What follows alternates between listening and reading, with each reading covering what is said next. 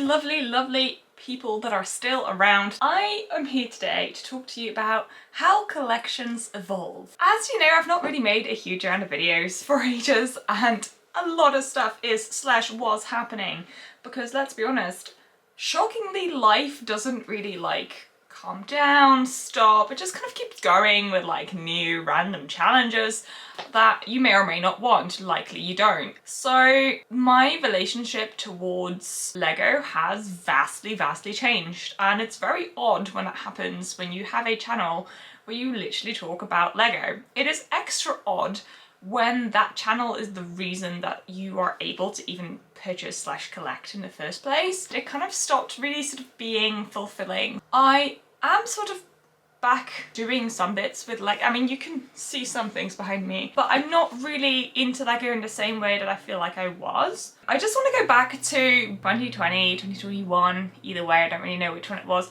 where I got back into Lego and I was hyped to find a thing that was like a puzzle that I could change, that I could make my own, plus that was a really cool display thing, and super mindful and not online. If we all remember, we were stuck in our houses, we were all chronically online because that was kind of the only way that we could keep into contact with our friends, with our work, we were just online all the time. So to have a hobby that then wasn't that, so relaxing. It is also super exciting to find a new hobby, especially one that is, a brand that's been around for so long, because it was just diving into the back catalogue, whoa, what is there? Oh, this is also shiny.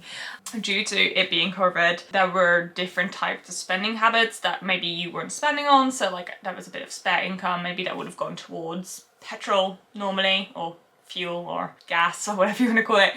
And you weren't using that, so it was a bit of extra money that could go towards these quite pricey things, but it was fine because it was sort of a mental health boost. I made these videos and I found people to chat about Lego, and it was really nice to also just in that space find people that you could talk to about something that wasn't, well, how are you? And then you're well, it's pretty rubbish. It's COVID, I'm not having a fun time. And it was really just nice to talk about something that wasn't your life or your general well-being. It was such a perfect escape from reality. It turns out you're always limited in some way or another. I obviously have been super privileged that I was able to build a Lego room. It being sort of outside of the house, I just didn't really find myself in there a lot. Plus I realized how much I need daylight just to be a functioning human being. Anyway, that was a really long story to say. I kind of went off Lego. I started hugely doubting my own mocking abilities, and it just became this really strange,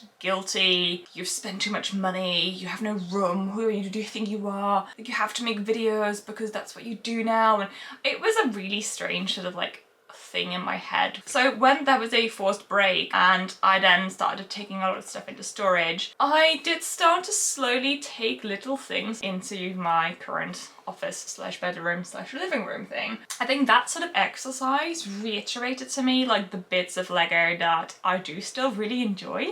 Let's just go into the mini collections that I have that I started that are currently bringing me a huge amount of joy. So first of all, I have my animals. They're my favourite. I make my own rules. It's so fun to have something I'm looking for when I'm going to a Lego store, or when I'm looking at pictures of new sets. I have my cats collection, so I basically just expanded, and now I'm kind of just doing different variants of molds, but criteria are set by me, so they aren't consistent. There have to be 2 variants of the same mold.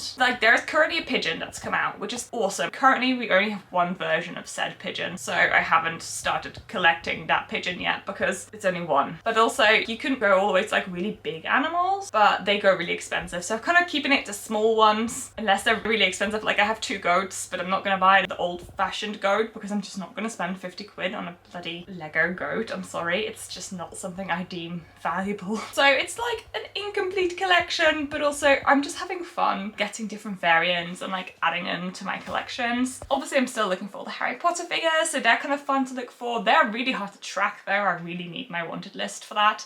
So Bricklink is brilliant for that. So I just have a wanted list on that that I manually made of all the figures, and then I'm just deciding if for example the statues, I'm I don't really need those. Sometimes the variance between molds is literally one has printed and one has unprinted legs, so then I'll be like, well, I'll just get the one with the printed legs so that I have like the supreme version of the figure. And I just low-key collect figures that I think are cool, and obviously I'm still slightly obsessed with all the CMFs, but I don't get every single collectible minifigure, I just get the series that I think are fun. I'm actually super hyped for the upcoming series, which is like an animal costume series, and I really liked series 18 where we had like all these different costumes. So I'm really excited to see this one because I think it's a really fun premise and I really like all the costumed minifigures. So I'm actually really excited about that series. Other thing I also randomly collect is every single colour variant of the same piece. So collecting every single colour variant of this 3-piece leaf. I currently am only missing the bright light yellow leaf, which has only just come out in the latest Tiny Bouquet Botanicals set. And I think they're so nice. It's one of my favourite pieces. I also started, based on the Everyone's Awesome set, the brick costume Everyone's Awesome set. So I just took all the Everyone's Awesome figures away and then I just made monogram versions of the like brick costumes that have come out. So I don't have every single piece, but it's really fun. I'm also getting a lot of joy out of the cheaper botanical sets. It's nice to find sets under £20 when they go on offer. They're really cute little builds. They're usually quite ingenious. They look really nice. I really like that I can use them to like decorate my house. I really like when the sets have multiple uses, so like building, displaying, because I don't really like that I'm building it and I don't do anything with it. And yeah, so I'm kind of just focusing on like Lego, but in a very different way. I don't feel any pressure to complete or have every single thing regardless of the price. I'm kind of toying with the idea of displaying at a few shows next year, and I'm thinking about maybe bringing my mini collection. I hope that it'd be something that people saw and go, oh my god, that's so cute, I want that too, because that's how I started, because I saw somebody's mini cat collection and it just made me super happy, and it's such like a low stakes way to get a bit of joy. I don't know, I just thought I'd come in here and talk about the bits that I'm collecting, and I thought you guys may like it too. The other thing that I wanted to say is obviously we're going to get some Bricklink designer program sets, and I think they approved a mini collection set, which is like a custom build cabinet, but inside there's basically different colours of the same mold variants. So I feel like that's really similar. This is just sort of something that a lot of people do because it's just kind of really fun. So if you do this too, let me know like which bits are you collecting and why? What are your rules that you set for your mini random collections? That's currently where my collection journey is at. Thinking about really cool sets that are out. Like I want to buy the unicorn castle because I want every single unicorn that's in it, basically. It's been really fun to just do the really low key stuff, but also money's super tight, so it's not something that I'm doing a lot of. Just haven't got the budget for it, and I think that's okay. Like life just doesn't always go to plan, and there is a lot of demands on our money all the time, and it's just sometimes it goes to fun hobbies and sometimes it has to go to boring stuff, and that's okay. That is all I had to say. Thank you for listening to my ramble. I'm really enjoying making these rambly, more old-fashioned style YouTube videos because this is kind of the stuff that I like watching, so I hope that you guys like watching it too. And I wish you a very lovely rest of your day, and I look forward to seeing your comments. Goodbye!